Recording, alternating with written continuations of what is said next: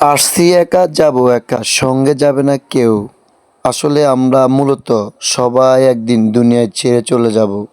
কখন যাব, কোন সময় যাব, কোন টাইমে যাব আমরা কেউ জানি না।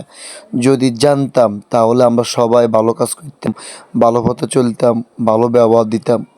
তো মূলত আসলে গতকাল রাত্রে আপনার ৬টা বাজে আমার বোনের জামাই মারা গেছে। ইন্না লিল্লাহি ওয়া ইন্না ইলাইহি রাজিউন। তো আমরা খবর পাওয়ার সাথে সাথে ইনশাল্লাহ রাত্রে আর যাইতে পারিনি। তো আমরা সকাল ভোরবেলা উঠছি, আপনারা দেখতেছেন। আমরা এখন প্রস্তুত যাওয়ার জন্য। তো আজকে আপনাদেরকে যাওয়ার পথে কীভাবে যাইতেছি এবং কি রাস্তার কী পরিস্থিতি আপনাদেরকে দেখাবো। তো চলুন আমার সাথে থাকবেন। আর ভিডিওটি কেমন হয়েছে আপনারা সবাই আমাকে কম করে জানাবেন। তো চলুন।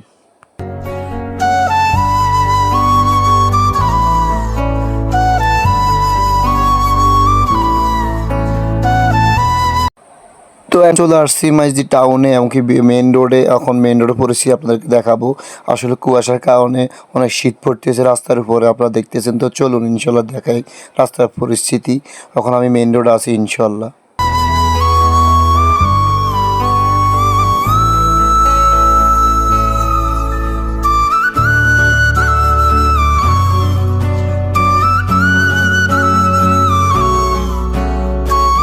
যাক, অবশেষে চলে আসছি চৌরাস্তা। যে চৌরাস্তাটা আপনারা সবাই চিনেন, এটা হলো ৪ রাস্তার মোড় এবং কি লক্ষ্মীপুর, নোয়াখালী, কুমিল্লা, লাকসাম এবং কি চৌমনি, ব্যায়ামগঞ্জ থেকে যত লোকগুলো আসে এই ৪ রাস্তায় মুখামুখি হয়। তো এখান থেকে বাগ হয়, বিভিন্ন জায়গায় যায় নোয়াখালীতে।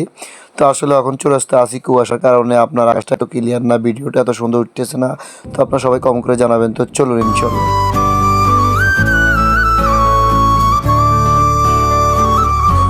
যাক, অবশেষে চলে আসছি মুদ্রাবাড়ির সামনে। আমরা এখন এই মোড়টা আছি জমিদার হাট। জমিদার থেকে আর অল্প কতক্ষণ লাগবে মুদ্রাবাড়ি যাইতে।